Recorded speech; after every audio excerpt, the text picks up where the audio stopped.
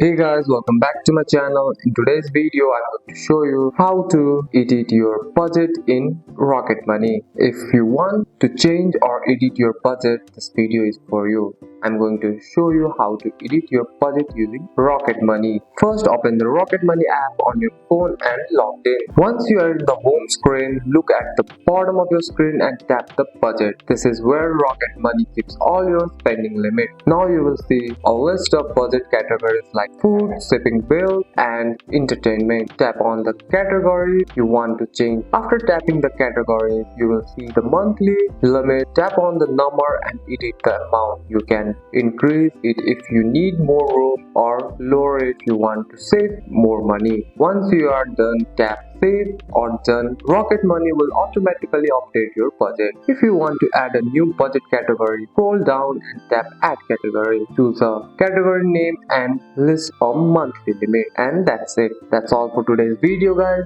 If you found this video helpful, drop a like and subscribe for more videos. Thanks for watching. See you in the next one.